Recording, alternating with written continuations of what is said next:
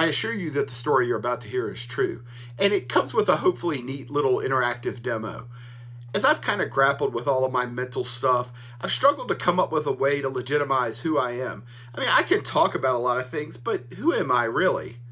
Well, if you don't know me, I'm a computer engineer, and I struggle with a lot of things. One of the things I struggle with is picking a lane for this podcast, but I also struggle with a lot of emotional and mental health stuff. Um, Over the course of my career, I really got to do some pretty badass things, and this is the story of one of those things. This is the story of how I almost met Steve Wozniak. About 10 years ago, I worked in the research lab of the credit card company I worked for. My 9 to 5 at the time was working on what would become our implementation of Apple Pay. So it was a really exciting time. I'd regularly take a train trip into DC and I'd work with the folks in that office. This was a time in my career when I was kind of falling back in love with computers. I'd just come off this stint where I really didn't know if I wanted to work in IT anymore. I was that jaded. That's a different story though. So one morning, one of my coworkers, he was kind of like the alpha nerd of our office. He asked me if I wanted to do something cool. I was like, "Fuck yeah!" Um, there was an event the next night where Steve Wozniak was going to be our guest, and this guy had snagged a bunch of old Apple II boxes off of eBay, and he wanted some help writing like a side-scrolling banner that just had the word "Woz" going across an old green and black Apple II monitor. And I didn't get to meet Woz in this trip, but Woz got to kind of meet me in a weird way. He met my code. He signed the computer my code ran on. So I guess some of my nerd dust got mixed in with his nerd dust a little. I'm not quite sure how all that works. Now, at the time, it had been 30 years since I wrote any kind of AppleSoft basic code. But there's no way I'm saying no to something like this. And I know I can make it work, even 30 years later.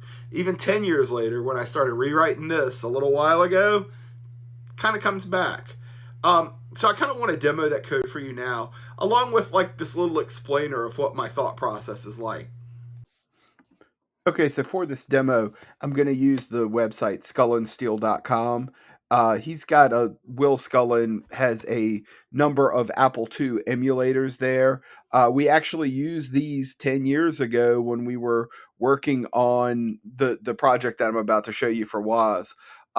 So I booted this up with a DOS 3.3 master. You can just go pick a disk to boot from. There's some games and a bunch of stuff. But I've also loaded my working app onto disk 2. So if I do a catalog of that disk, you can see the file hello there. And if you look at hello, all right, so this is another little quirk that was dutifully built into this emulator. There's no scrolling on the old Apple.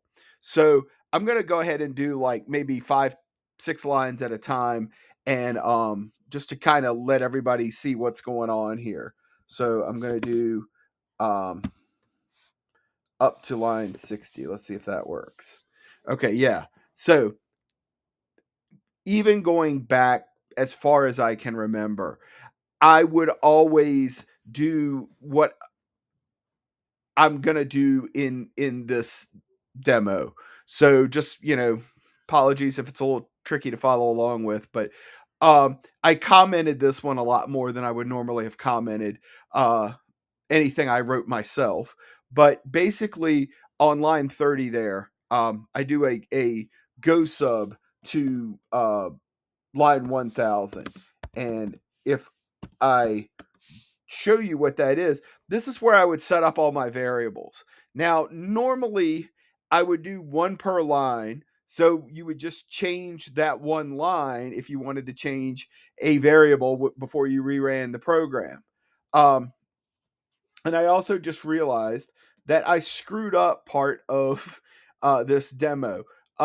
So basically I have a fixed length string in here that represents Woz. So on line 1025, you'll see this, it says head equals, and then there's a bunch of spaces, and then a colon, tail equals, and a bunch of spaces, and then it says MSG equals AAA.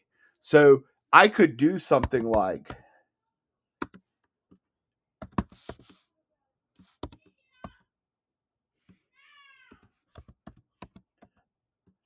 this, and I would overwrite the variable that I had set there.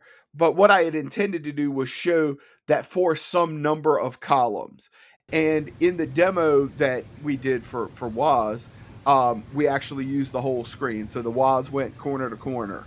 I will include a screenshot so everybody can see what I'm talking about. Um, I downloaded this from Facebook to show somebody at work not long ago because it's just like one of the coolest things I ever got involved with, and it served no purpose, by the way. It was just a cool little momentary distraction. I think we spent maybe 4 or 5 hours on this. So I wanted to talk about a couple of little style things too. If you notice on line 1030, I use the variable 4K equals. Um, that's a thing with me. It always was a word. In the top body of the program, actually, you can kind of see it at the top of the screen there on line 50. 4CE. That's the word force. I was a Star Wars nerd. That's how I did every loop that I ever did. It was 4CE. So if you ever stumble across code and the outermost loop is 4CE, maybe it's inspired by me. I doubt it, but you never know. So, but this is again just setting up all my variables here, and this is basically going to scroll the word was across the screen from right to left, just like we did in the lab. But I'm not going to do the corner to corner version for reasons that will become very obvious here in just a second. So basically, what I'm doing is for each row, this RC is the row count for each row. I just want to add the header, the actual message that I'm going to print, and it tailing, and then I'm going to return that. So my variables are the number of rows, the number of columns, which I don't actually use. So boo on me. And then this $1 array that's got 3 strings in it right now. I could change RC to 5 and have the word was go across 5 times, which I'll do in a minute. But for the purposes of this, it's, that's all it is. So, all right. So we do that subroutine. We set all of our variables, and then we return back to the main part of the program. And then what we basically are doing is we're setting this I forgot what I called TL, but basically it's the length of the header plus the message plus the tail. That's total length. And then I'm clearing the screen. And then for each row from 1 to the number that is the total length minus 38, that's going to be my outermost loop. Line 55 is the next instruction, which says just for k equal 1 to the number of rows that we set down in that earlier bit of code. And then I'm going to set the vertical tab, and this is the most expensive operation in this code. On line 60 here, this vtab 11 plus k, that vtab operation is really right on the hardware, and you'll see it when I go to run this code. So from line 60 on, you can see that it just closes out the loops, and then it goes right back up to 45, which is just the start of the loop. So I'm going to go ahead and run this real quick just to show you, and it just shows the word was chugging across the screen. Pretty unimpressive. I'm trying to remember what line I set this on, but let's say we want to do we want to change that to 10 rows. So now when I run, now you see why we chose for this demo to only do 3. it slows down a lot. Each row, each time it has to draw a string, it just chugs along. So, I mentioned a couple of things just now.